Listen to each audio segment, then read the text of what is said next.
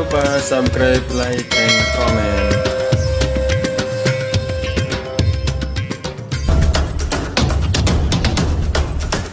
Assalamualaikum warahmatullahi wabarakatuh. Bertemu kembali dengan Mahabit Channel di channel pendidikan dan hiburan. Ilmu manajemen sangat penting dalam kehidupan sehari-hari. Pengertian manajemen.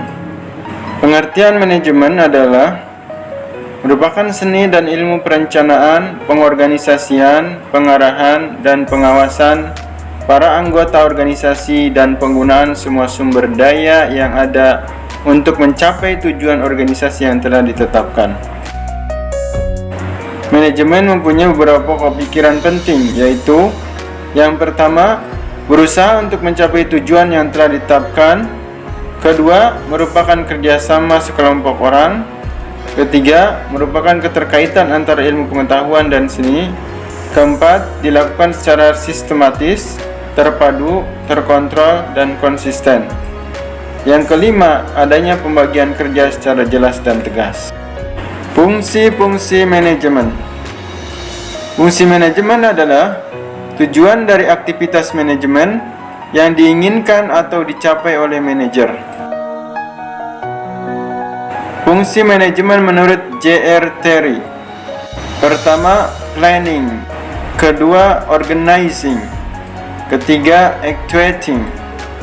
Keempat, controlling. Fungsi manajemen menurut Henry Fayol.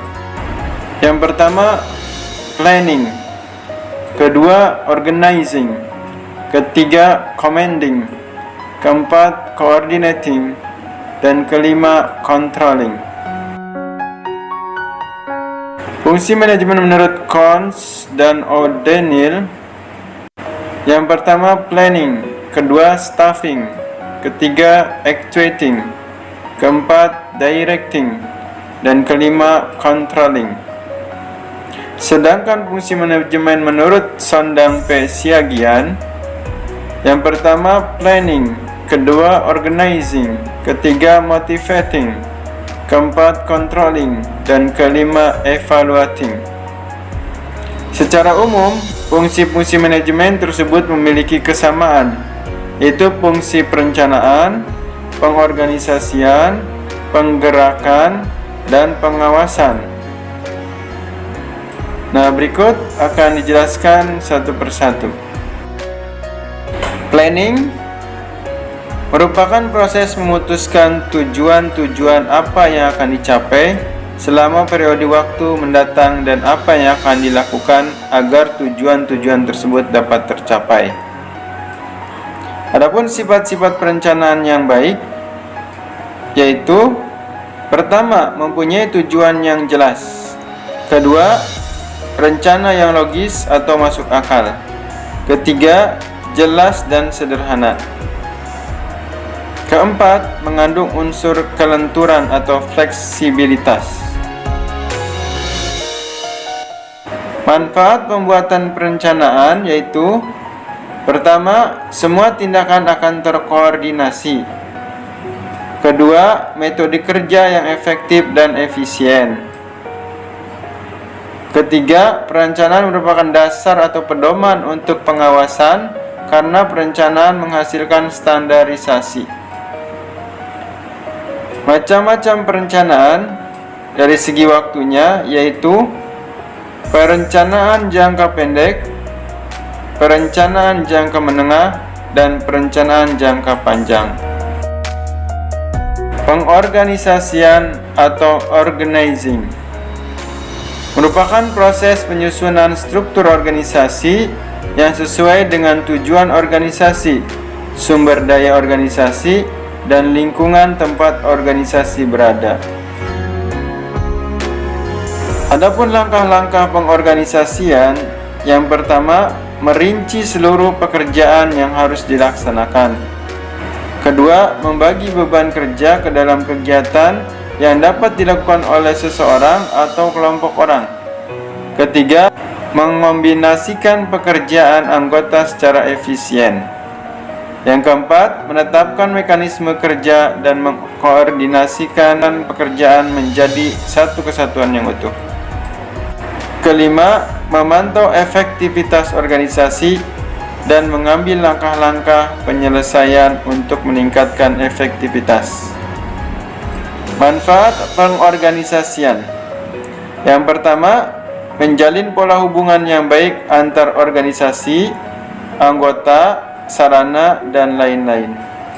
Yang kedua, setiap anggota atau pelaku organisasi mengetahui dengan jelas tugas, kewajiban, hak, dan tanggung jawabnya. Penyusunan kepegawaian atau staffing. Staffing merupakan salah satu fungsi manajemen yang berkaitan dengan identifikasi kebutuhan karyawan, penarikan atau rekrutmen, seleksi, penempatan, pelatihan, dan pengembangan, promosi, serta kompensasi karyawan. Manfaat penyusunan kepegawaian adalah membantu pemimpin untuk memberi informasi yang lengkap, baik saran atau nasihat yang berkaitan dengan bidang ketenagakerjaan. Kegiatan-kegiatan penyusunan kepegawaian yaitu: pertama, perencanaan sumber daya manusia. SDM apa saja yang bisa memenuhi kebutuhan organisasi sehingga tujuan tercapai. Kedua, penarikan atau rekrutmen, yaitu pengadaan calon-calon pegawai atau karyawan sejalan dengan rencana sumber daya manusia. Yang ketiga, seleksi. Seleksi mencakup penilaian dan pemilihan di antara calon-calon pegawai atau karyawan. Seleksi ini untuk mencari karyawan yang benar-benar memenuhi syarat.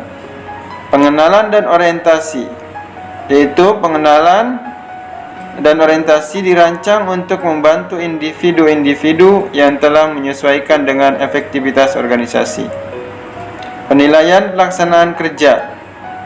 Tujuan program ini adalah membandingkan antara pelaksanaan kerja individu dan standar atau tujuan yang dikembangkan bagi posisi individu tersebut.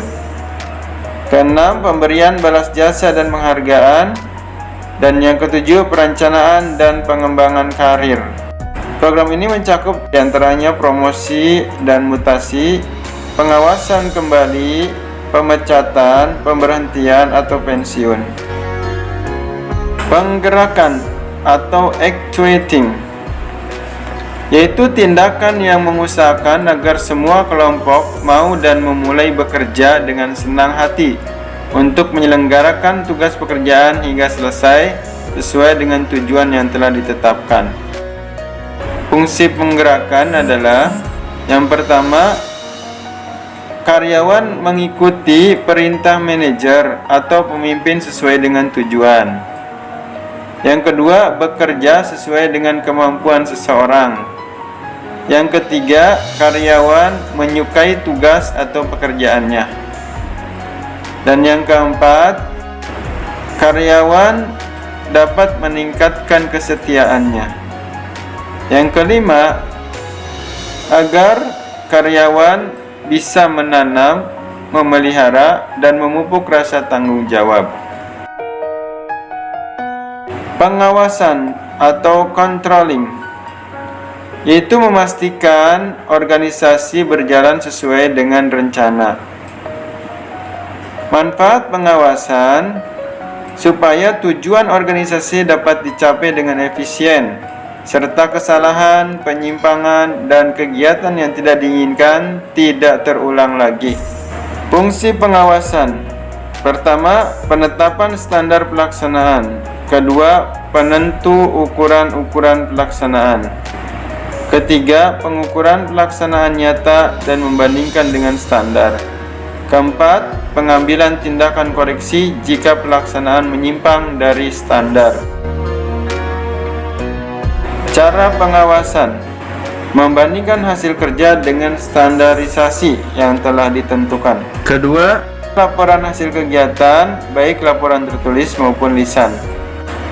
Yang ketiga, melakukan audit pada bidang kepegawaian, logistik, dan finansial. Dan yang keempat, melakukan observasi langsung. Manfaat manajemen. Yang pertama yaitu untuk mencapai tujuan. Manajemen dibutuhkan untuk mencapai tujuan baik perusahaan maupun pribadi. Yang kedua, untuk menjaga keseimbangan antara tujuan-tujuan yang saling bertentangan, yaitu antara tujuan pribadi dan tujuan organisasi. Yang ketiga, untuk mencapai efisiensi dan efektivitas. Efisiensi merupakan kemampuan untuk menyelesaikan suatu pekerjaan dengan benar, sementara efektivitas merupakan kemampuan untuk memilih tujuan dan peralatan yang tepat untuk mencapai tujuan yang telah ditetapkan. Tingkat-tingkat manajemen. Yang pertama, manajemen tingkat puncak atau top management. Biasanya terdiri atas direktur utama, presiden direktur, atau wakil direktur. Untuk manajemen tingkat ini, keahlian utama yang diperlukan adalah keahlian dalam hal konseptual, komunikasi, pengambilan keputusan, manajemen global, dan manajemen waktu. Yang kedua, manajemen tingkat menengah atau middle management. Biasanya terdiri atas para manajer, kepala divisi, kepala departemen, atau kepala cabang. Untuk manajemen tingkat menengah ini, keahlian yang diperlukan diantaranya adalah keahlian konseptual, komunikasi, pengambilan keputusan, manajemen waktu, juga teknikal. Yang ketiga, manajemen supervisi atau tingkat pertama, disebut juga first line management atau low management. Biasanya terdiri atas para supervisi, ketua kelompok, dan sebagainya. Keahlian utama yang perlu dimiliki adalah keahlian komunikasi, pengambilan keputusan, manajemen waktu, dan teknikal. Yang keempat, manajemen non-supervisi, non-supervisory management. Biasanya terdiri atas para tenaga kerja tingkat bawah seperti buruh dan pekerja bangunan. Keahlian utama yang perlu dimiliki dalam level ini adalah keahlian teknikal, komunikasi, dan manajemen waktu. Demikianlah pembahasan kita kali ini, semoga bermanfaat. Assalamualaikum warahmatullahi wabarakatuh.